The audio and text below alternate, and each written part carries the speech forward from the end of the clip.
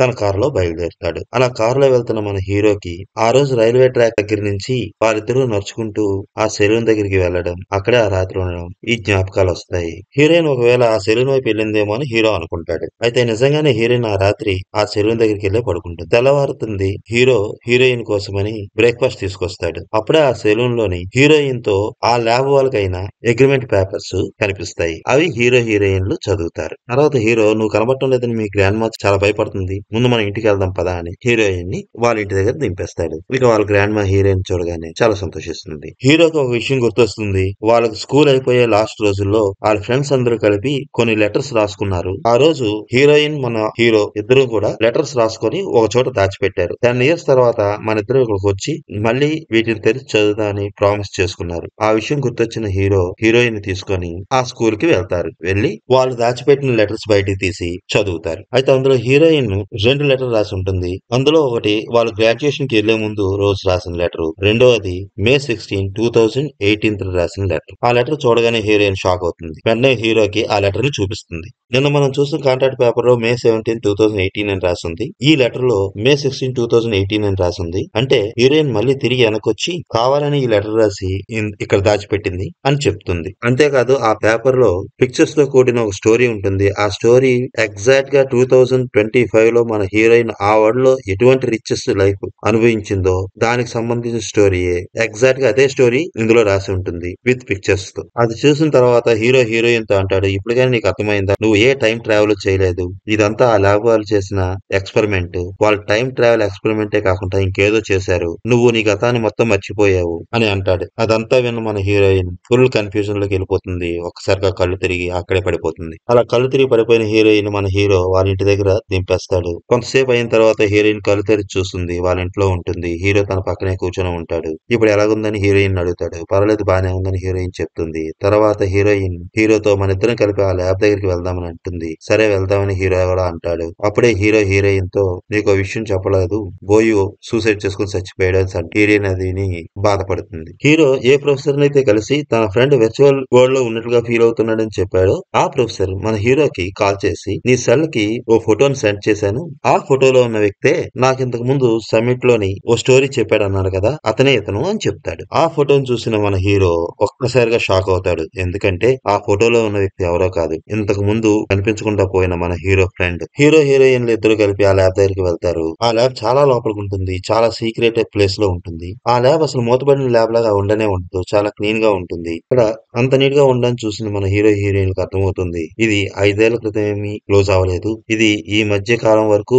బాగానే రన్ అయింది, ఈ మధ్యనే ఎప్పుడో క్లోజ్ చేసినట్లు ఉన్నారు అనే ఒక కంక్లూడింగ్ కు వస్తారు. అలా వాళ్ళిద్దరు కొంచెం లోపలికి వెళ్ళిన తర్వాత వాళ్ళకి ఒక లైట్ ల్యాబొరేటరీ కనిపిస్తుంది. అందులో 2 బాక్సులు లాంటివి కనిపిస్తాయి. వాటి సైజు కరెక్ట్ గా ఒక మనిషి పడుకునేంత ఉంటుంది. ఆ ల్యాబ్ ని అక్కడున్న పరిసరాలని చూసిన తర్వాత హీరోయిన్ కి పూర్తిగా పాత జ్ఞాపకాలన్నీ వచ్చేస్తాయి. యాక్చువల్ గా స్కూల్ డేస్ అయిపోయిన తర్వాత హీరోయిన్ కాలేజ్ కి వెళ్తుంది. అక్కడ బోయు అనే వ్యక్తితో పరిచయం అవుతుంది.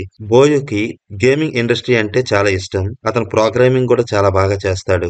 ఈ ల్యాబ్ వాళ్ళకి ఈ ఎక్స్పెరిమెంట్ విషయంలో అతను హెల్ప్ చేస్తాడు. కానీ ఆ ల్యాబ్ వాళ్ళు మాత్రం వీళ్ళని చీట్ చేస్తారు. వాళ్ళు చేస్తుంది మనుషుల మీద ఎక్స్పెరిమెంట్స్ అయినా కూడా ఏదో గేమ్ డెవలప్ చేస్తున్నాం అన్నట్లుగా బోయుని నమ్మిస్తారు. ఒకసారి హీరోయిన్ ని బోయుయే ఈ ప్లేస్ కు తీసుకుని వస్తాడు. నువ్వు నాకు డబ్బులు అవసరం అని చాలా సార్లు చెప్పావు కదా, నీ గ్రాండ్ మా కూడా ఒంట్లో బాగాలేదని అన్నావు, నువ్వు గాని ఈ గేమ్ లో పార్టిసిపేట్ చేస్తే ఈ ల్యాబ్ వాళ్ళు నీకు చాలా డబ్బులు ఇస్తారు, నువ్వు చేయాల్సింది ఏమీ లేదు, ఈ పెట్టిలో పడుకోవడం మాత్రమే, ఇలా ఈ పెట్టిలో పడుకుంటే మనం వర్చువల్ వరల్డ్ లోకి వెళ్తాము అంటాడు. ఈ బోయు మాటలు విని హీరోయిన్ ఆ ల్యాబ్ లోనే ఉంటూ వాళ్ళ ఎక్స్పెరిమెంట్ కి కోఆపరేట్ చేయడానికి ఒప్పుకుంటుంది. అలా ఆ ల్యాబ్ లో ఉన్న రోజుల్లోనే అక్కడ స్టాఫ్ మాట్లాడుకుంటున్న మాటల్ని మన హీరోయిన్ సీక్రెట్ గా ఉంటుంది. అదేమిటంటే ఇక్కడ జరుగుతుంది గేమింగ్ కాదు, మనుషుల మీద ఎక్స్పెరిమెంట్ అని. ఈ ఎక్స్పెరిమెంట్ వలన వ్యక్తులు వాళ్ళ పాత జ్ఞాపకాలు మొత్తం మర్చిపోయి ఒక కొత్త జీవితాన్ని స్టార్ట్ చేస్తారని, అలాగే 1 ఇయర్ తర్వాత చాలా మంది ఈ ఎక్స్పెరిమెంట్ వల్ల సూసైడ్ చేసుకొని చనిపోయారని. ఈ మాటలు విన్న హీరోయిన్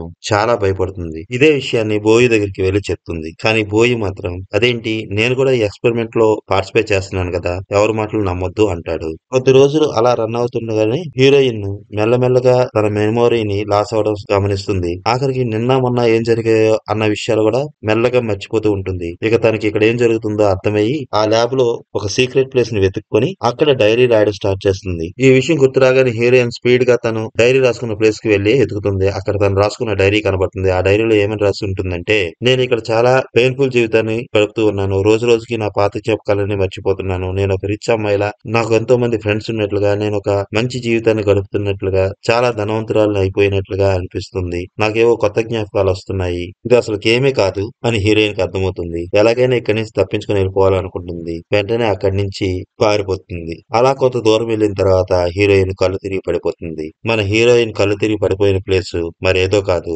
సిరీస్ స్టార్టింగ్ లో మన హీరోయిన్ ఏ ప్లేస్ లోనైతే లెగుస్తుందో, హీరో తన డివైస్ కి వచ్చిన లొకేషన్ ని వెతుక్కుంటూ ఏ ప్లేస్ కి అయితే వస్తాడో ఆ ప్లేసే మన హీరోయిన్ ఇప్పుడు కళ్ళు తిరిగి పడిపోయిన ప్లేస్. అసలు హీరోయిన్ టైం ట్రావెలే అవ్వలేదు. ల్యాబ్ నుంచి తప్పించుకొని ఇక్కడ దాకా వచ్చి కళ్ళు తిరిగి పడిపోయింది. తను కళ్ళు తిరిగి పడిపోయిన తర్వాత మెలకు వచ్చిన కానించి తను తన పాత జ్ఞాపకాలన్నింటినీ మర్చిపోయింది.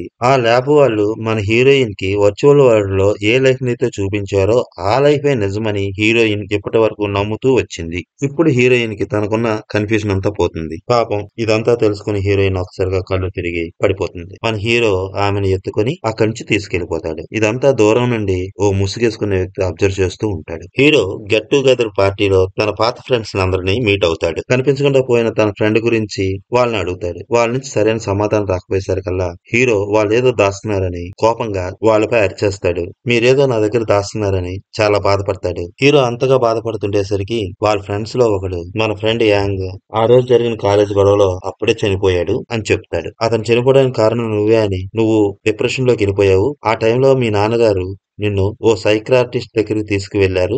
ఆ తర్వాత ఏం జరిగిందో మాకు తెలియదు. కొన్ని రోజుల తర్వాత మళ్ళీ నువ్వు మాకు కనిపించావు. అప్పుడు మాకు అర్థమైన విషయం ఏంటంటే, మన ఫ్రెండ్ చనిపోయిన విషయం కూడా నువ్వు మర్చిపోయావు. అతను ఇంకా బతికే ఉన్నాడు, కనిపించకుండా మాయమైపోయాడు అని అతన్ని వెతుకుతున్నావు అని. మేమేమనుకుంటున్నామంటే, నువ్వు బాగా డిప్రెషన్ లోకి వెళ్ళిపోయేసరికి మీ నాన్నగారు నిన్ను ఓ సైక్రాటిస్ట్ దగ్గరికి తీసుకెళ్లారు. అక్కడ ఏదైనా జరిగిందేమో. ఒకవేళ మన ఫ్రెండ్ చనిపోయిన విషయం నీకు గాని చెప్తే మళ్ళీ నీకేమవుతుందో అని మేము భయపడ్డాం అని అంటారు. చనిపోయిన మన ఫ్రెండ్ ఫోటో ఇది అని ఓ ఫోటోని చూపిస్తారు. అది చూసిన తర్వాత హీరో చాలా కన్ఫ్యూజ్ అవుతాడు. ఎందుకంటే ఇప్పటిదాకా తన ఫ్రెండ్ అనుకుని ఏ వ్యక్తినైతే వెతుకుతున్నాడో ఆ వ్యక్తి ఫోటో, తన ఫ్రెండ్స్ చూపిస్తున్న తన ఫ్రెండ్ యొక్క ఈ ఫోటో టోటల్ డిఫరెంట్ గా ఉంటాయి. తన ఫ్రెండ్ వేరు, ఇప్పుడు మన హీరో తన ఫ్రెండ్ అనుకుంటూ వెతుకుతున్న ఫోటో వేరు. ఆ విషయాలు తెలుసుకున్న హీరో టోటల్ కన్ఫ్యూజ్ అయిపోతాడు. ఆ రోజు చాలా ఎక్కువగా డ్రింక్ చేస్తాడు. హీరోయిన్ కి ఓ అన్నోన్ నెంబర్ నుంచి ఫోన్ వస్తుంది. ఇక నువ్వు చేస్తున్న ఇన్వెస్టిగేషన్ ఆపకపోతే నీకు నీ చుట్టూ ఉన్న వాళ్ళకి చాలా ప్రమాదం అని ఆ కాల్ అవతల వ్యక్తి మన హీరోయిన్ బెదిరిస్తాడు.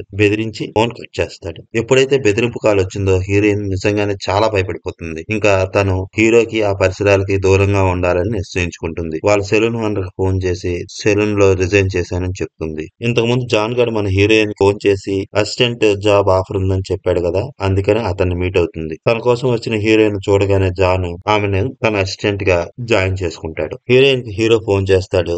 మాటల్లో హీరోయిన్ హీరోతో, నువ్వు ఇంకా ఆ లైట్ హౌస్ గురించి ఇన్వెస్టిగేషన్ ఆపేసాయి, ఎలాగ నాకు నిజం తెలిసిపోయింది కదా అంటుంది. యాక్చువల్ గా తనకి ఆ వార్నింగ్ కాల్ రావడం వల్ల చాలా భయపడిపోతుంది. ఇంకా ఇన్వెస్టిగేషన్ చేస్తే హీరోకి ఏమవుతుందో అని హీరోయిన్ భయపడుతూ ఉంటుంది. తను సెలూన్ లో రిజైన్ చేసిన విషయం చెప్పేస్తుంది. అలాగే వేరే చోట జాయిన్ అయిన విషయం కూడా చెప్తుంది. వాటితో పాటు మన హీరోకి బ్రేకప్ కూడా చెప్పేస్తుంది. హీరోయిన్ వాళ్ళ ఊర్లో మన హీరో కుటుంబమే చాలా డబ్బున్న కుటుంబం. అయితే వాళ్ళ మదర్ చనిపోయిన తర్వాత హీరో వాళ్ళ నాన్నగారికి చాలా దూరంగా ఉంటాడు. అది ఎందుకు అనేది, వాళ్ళిద్దరికి మధ్య ఉన్న గొడవ ఏంటనేది ఎవరికి తెలియదు. అందుకనే స్కూల్ డేస్ లో కూడా హీరో ఒంటరిగా ఉంటూ స్కూల్ కి వెళ్ళేవాడు. అయితే తన ఫ్రెండ్ చనిపోయిన తర్వాత డిప్రెషన్ లోకి వెళ్ళాక వాళ్ళ నాన్నగారు అతన్ని ఓ సైక్రాటిస్ట్ దగ్గరికి తీసుకెళ్లారని తెలిసిన తర్వాత ఏం జరిగి ఉంటుంది అనేది తెలుసుకోవడం కోసమని చాలా సంవత్సరాల తర్వాత మొట్టమొదటిసారిగా హీరో వాళ్ళ ఇంట్లో కాలు పెడతాడు. వాళ్ళ నాన్నగారు లేని సమయంలో ఇల్లంతా సెర్చ్ చేస్తాడు. అక్కడ తనకు కొన్ని పేపర్స్ దొరుకుతాయి. ఆ పేపర్స్ లైట్ హౌస్ సిస్టమ్ వాళ్ళతో మన హీరోకి జరిగిన అగ్రిమెంట్ తాలూకా పేపర్స్. అంటే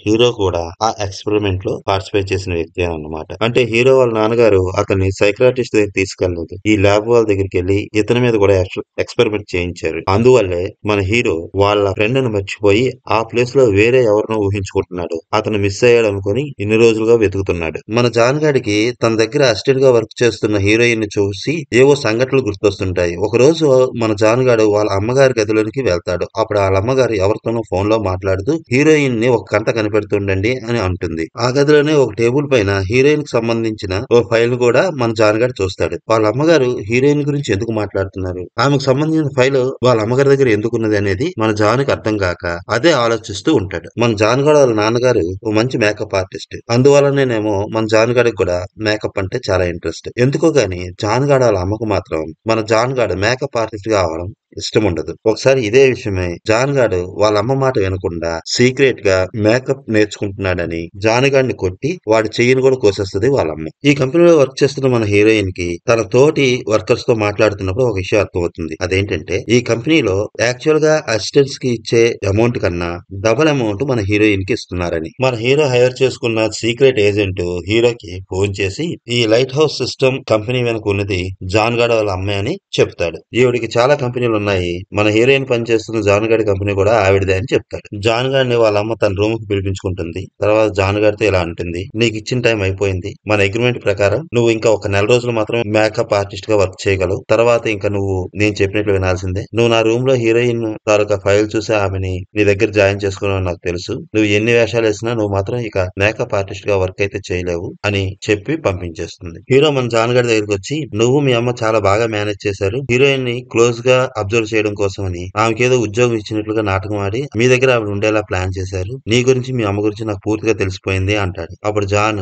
నువ్వేం చెప్తున్నావు నాకు అర్థం కావట్లేదు, నాకు ఏ విషయాలు తెలియవు అంటాడు. వాళ్ళిద్దరు అలా మాట్లాడుకోవడాన్ని అక్కడే ఉన్న హీరోయిన్ వింటుంది. అయితే ఈ జాన్ గాడు నా టాలెంట్ చూసి నన్ను హైర్ చేసుకోలేదన్నమాట అని హీరోయిన్ ఫీల్ అవుతూ అక్కడి నుంచి వెళ్ళిపోతుంది. ఆమె అలా బాధపడుతూ వెళ్ళడాన్ని మన హీరో జాన్ కూడా చూస్తారు. హీరో పరిగెత్తుకుంటూ హీరోయిన్ దగ్గరకు వస్తాడు. హీరో హీరోయిన్లు ఇద్దరు ఒక చోట కూర్చుంటారు. హీరో ఇప్పటి వరకు తను చేసిన ఇన్వెస్టిగేషన్ తాలూకా వివరాలు మొత్తాన్ని హీరోయిన్ కి చెప్తాడు. తను కూడా ఈ ఎక్స్పెరిమెంట్ లో పార్టిసిపేట్ చేసిన వాడిని అని తన ఇంట్లో దొరికిన అగ్రిమెంట్ పేపర్స్ మన హీరోయిన్ కి చూపిస్తాడు. ఇదంతా కూడా ఈ జాన్ గోడ అమ్మే చేస్తుందని చెప్తాడు. ఇదంతా విన్న హీరోయిన్ అక్కడే కళ్ళు తిరిగి పడిపోతుంది. హీరో ఆమెను హాస్పిటల్ లో జాయిన్ చేస్తాడు. అక్కడ స్కానింగ్ లో హీరోయిన్ మెడ వెనకతల ఒక చిప్పు ఉందని, అది ఆమె నర్వస్ సిస్టమ్ కనెక్ట్ అయి ఉందని, ఆ చిప్పు తీస్తే ఆమె ప్రాణానికే ప్రమాదం అనే విషయాన్ని మన హీరోకి ఇక్కడున్న డాక్టర్స్ చెప్తారు. ఈ మాటలు విన్న హీరో ఆ లైట్ హౌస్ సిస్టమ్ వాళ్ళే ఈమెకి ఆ చిప్ ని అమర్చి ఉంటారని అనుమానిస్తాడు. ఎందుకైనా మంచిది అటువంటి చిప్ నాకు కూడా అమర్చారేమో అన్న డౌట్ తో టెస్ట్ చేయించుకుంటాడు. లక్కీగా హీరోకి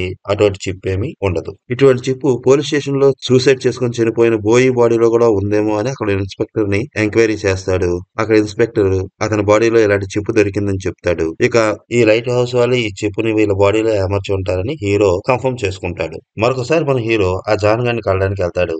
అతనితో మాట్లాడుతూ, నువ్వు నీ 10 ఏళ్ల వయసులోని మీ నాన్నని చంపేసి జైలుకి వెళ్ళి వచ్చినాడని కూడా నాకు తెలుసు, నీ వివరాలని నాకు తెలుసు, ఇప్పటికైనా నిజం చెప్పు, నువ్వు హీరోయిన్ ని నీ కంపెనీలో హైర్ చేసుకోవడానికి కారణం మీ అమ్మే కదా, ఆమె చెప్తేనే నువ్వు ఆమెని నీ దగ్గర హైర్ చేసుకున్నావు కదా అని అడుగుతాడు. అప్పుడు జాన్ హీరోతో, నాకు నువ్వు చెప్తున్నది ఏంటో నాకు అర్థం కావట్లేదు, ఒక విషయం మాత్రం నిజం, ఒక రోజు నేను మా అమ్మగారి రూమ్ లోకి వెళ్ళేటప్పుడు హీరోయిన్ తాలూకా ఫైల్ ని నేను చూశాను. సో మా అమ్మగారు ఆమెను తన కంపెనీలో జాయిన్ చేసుకోవాలనుకుంటుందని నేను భావించాను. నేను మేకప్ వర్క్ చేయడం మా అమ్మగారికి ఇష్టం లేదు, నా దగ్గర ఎంతమంది అసిస్టెంట్లు వచ్చినా మా అమ్మగారు వాళ్ళు తీసేస్తున్నారు, అందువల్ల ఈమెని మా అమ్మగారి కన్నా ముందు నా కంపెనీలో నేను హైర్ చేసుకుంటే ఇక ఈమెను మా అమ్మగారు తీయరు కదా అన్న ఉద్దేశంతో మాత్రమే ఆమెను నేను నా దగ్గర అసిస్టెంట్ గా పెట్టుకున్నాను అని హీరోతో చెప్తాడు. జాన్ గారితో మాట్లాడిన తర్వాత హీరో ఎక్కడో ఏదో మిస్ అవుతున్నానని మళ్ళీ ఫస్ట్ నుంచి తన ఇన్వెస్టిగేషన్ ఏం చేశాడో ఒకటి ఒకటిగా రివైండ్ చేసుకోవడం స్టార్ట్ చేస్తాడు. తను ప్రొఫెసర్ ని కలిసిన విషయం గుర్తు చేసుకుంటాడు. ఆ ప్రొఫెసర్ ద్వారా ఒక వ్యక్తి ఈ లైట్ హౌస్ సిస్టమ్ ఏదైతే ఎక్స్పెరిమెంట్ చేస్తుందో అదే ఒక సినిమా కథలా ఇతనికి చెప్పినట్లుగా అతను చెప్పి అతని ఫోటో మన హీరోకి సెండ్ చేస్తాడు. ఆ ఫోటోలో ఉన్న వ్యక్తినే మన హీరో తప్పిపోయిన తన ఫ్రెండ్ గా భావించాడు. సో అసలు ఈ వ్యక్తి ఎవరనేది తెలుసుకుంటే కొంతవరకు క్లారిటీ వస్తుందని హీరో భావిస్తాడు. వెంటనే ఆ ప్రొఫెసర్ ఏ వ్యక్తినైతే తనకు పరిచయం చేశాడో ఆ వ్యక్తి దగ్గరికి వెళ్లి కలుస్తాడు. అతన్ని కలిసిన తర్వాత మన హీరోకి తెలుస్తుంది ఆ ఫోటోలో ఉన్న వ్యక్తి ఓ యాక్సిడెంట్ లో చనిపోయాడని. అంతేకాదు వీళ్ళ బాడీలో ఉండే చిప్ ని తయారు చేసిన వ్యక్తి కూడా అతనేనని. 1 ఇయర్ వరకే ఈ చిప్ యాక్టివేషన్ లో ఉంటుంది, తర్వాత ఆటోమేటిక్ గా అది డియాక్టివేట్ అయిపోతుంది, ఇప్పుడు మాత్రమే దాన్ని మన బాడీ నుంచి తీయగలము అని హీరో తెలుసుకుంటాడు. ఈ ఎక్స్పెరిమెంట్ చేసిన తర్వాత పూర్తిగా మన జ్ఞాపకాలన్నీ తుడిచిపెట్టుకుపోవడానికి ఒక టిప్పింగ్ పాయింట్ ఉంటుంది. ఆ టిప్పింగ్ పాయింట్ ని ఓవర్కమ్ చేసొచ్చిన వాళ్ళు మాత్రమే ఈ ఎక్స్పెరిమెంట్ లో పాస్ అవుతారు. ఇదే ఎక్స్పెరిమెంట్ లో ఈ జాన్ గాడ్ వాళ్ళ అమ్మ కూడా పార్టిసిపేట్ చేసింది. ఆమె మాత్రం ఈ టిప్పింగ్ పాయింట్ ని ఓవర్కమ్ చేయలేకపోయింది. అందువల్ల ఈ ఎక్స్పెరిమెంట్ లో ఫెయిల్ అయ్యింది. అప్పటి నుంచి ఆమెకి చాలా సైడ్ ఎఫెక్ట్లు వచ్చాయి. ఈ సైడ్ ఎఫెక్ట్స్ ని ఆమె ఓవర్కమ్ చేయలేకపోతుంది. అందువల్లే మళ్ళీ ఈ ఎక్స్పెరిమెంట్ లో ఎలాగైనా పాస్ అవ్వాలని ఆమె కోరిక. అలా పాస్ అయితేనే తనకి ఇప్పుడున్న ఈ సైడ్ ఎఫెక్ట్లన్నీ పోతాయని అనుకుంటుంది. అందుకోసమనే ఈమె బోయిని మన హీరోయిన్ ని టెక్స్ట్ సబ్జెక్ట్స్ గా సెలెక్ట్ చేసుకుంటుంది. 1 ఇయర్ అయిపోయిన తర్వాత హీరోయిన్ గాని ఈ ఎక్స్పెరిమెంట్ లో పాస్ అయితే తను కూడా అదే విధంగా ఈ టెక్స్ట్ పాస్ అవ్వచ్చని జాన్ గాడ్ వాళ్ళ అమ్మ ఆలోచిస్తుంది. అందుకనే హీరోయిన్ ని ఒక కంట కనిపెట్టడానికి ఓ మనిషిని పెట్టుకుంది. అతనే ఆ ముసుగు మనిషి. జాన్ గాడ్ వాళ్ళ అమ్మతో వాళ్ళ అసిస్టెంట్ ఇలా మాట్లాడుతుంది. మేడం, ఇంకా 3 రోజులే ఉంది. 3 రోజుల తర్వాత హీరోయిన్ బ్యాక్ సైడ్ ఉన్న చిప్ ని మనం రిమూవ్ చేసేయవచ్చు మేడం. టైం దగ్గర పడిపోయింది అంటుంది. అప్పుడు ఆమె ఇంకెందుకైతే ఆలస్యం, ఆమెను తీసుకొచ్చేయండి అని ఆర్డర్ పాస్ చేస్తుంది. వెంటనే ఆమె మనుషులు హీరోయిన్ ని ఆ ల్యాబ్ దగ్గరకు తీసుకొచ్చేస్తారు. అడ్డొచ్చిన హీరోని జాన్ గాడిని తాళ్లతో కట్టేసి ఆ ల్యాబ్ లోనే ఓ మూల పడేస్తారు. ఎక్స్పెరిమెంట్ లో భాగంగా హీరోయిన్ బాగా ఎమోషనల్ గా ఫీల్ అయితే గాని సరైన రిజల్ట్ రాదు అని తెలుసుకున్న జాన్ వాళ్ళ అమ్మ హీరోయిన్ ఎదురుగా హీరోని చాలా హింసిస్తది. ఇంతలో పోలీసులు అక్కడికి వచ్చేస్తారు. వీళ్ళందరినీ విడిపించి ఆమెను అరెస్ట్ చేస్తారు. జాన్ గాడికి హీరోకి బాగా దెబ్బలు తగిలేస్తాయి. వాళ్ళని పోలీసులు హాస్పిటల్లో జాయిన్ చేస్తారు. పోలీస్ స్టేషన్ లో జాన్ వాళ్ళ అమ్మ తను చేసిన తప్పులన్నీ ఒప్పుకుంటుంది. జాన్ చిన్నతనంలో అతను స్కూల్ నుంచి వచ్చేసరికి జాన్ వాళ్ళ అమ్మ జాన్ వాళ్ళ నాన్న చంపేస్తుంది. ఏమీ తెలియని జాన్ చేతిలో ఆ కత్తి పెట్టి పోలీసుల ముందు తను వాళ్ళ నాన్న చంపినట్టుగా చెప్పమంటుంది. పాపం చిన్నపిల్లాడైన జాను అలాగే పోలీసులకు చెప్పి అరెస్ట్ అయిపోతాడు. ఈ చిప్పును కనిపెట్టిన అతన్ని ఈమె చంపేస్తుంది. యాక్చువల్ గా అతను ఈ ప్రయోగాన్ని మంచి కోసం చేద్దాం అనుకుంటాడు. ఫర్ ఎగ్జాంపుల్, ఫ్రెండ్ చనిపోయి డిప్రెషన్ లోకి వెళ్ళిపోయిన హీరో లాంటి వాళ్ళకి ఆ మెమోరీస్ ఎరేజ్ చేసి వాళ్ళకి ఆ డిప్రెషన్ నుంచి బయటికి తొలగించడం లాంటి విషయాలలో ఈ ఎక్స్పెరిమెంట్ యూజ్ అవుతుంది అనుకుంటాడు. కానీ జాన్ వాళ్ళ అమ్మ మాత్రం దాన్ని దుర్వినియోగం చేద్దాం అనుకుంటుంది. అతను చనిపోక ముందే ఈవిడ దురుద్దేశాన్ని గ్రహిస్తాడు. అందుకే ఆమె ఈ ఎక్స్పెరిమెంట్ ని ఎవరి మీదైనా ప్రయోగించిన వెంటనే దాని కోఆర్డినేట్స్ ఆ ఫోన్ కి నోటిఫికేషన్ వచ్చేలాగా ప్రోగ్రామ్ ఒకటి సెట్ చేసి ఉంచుతాడు. అందువల్లే హీరోయిన్ మీద ఈ ప్రయోగాన్ని చేయగానే హీరో సెల్ ఫోన్ కి కోఆర్డినేట్స్ వచ్చాయి. కేసు సాల్వ్ అయిపోయింది. ఆవిడ జైలుకి వెళ్ళిపోయింది. హీరోయిన్లు హ్యాపీగా ఉంటారు.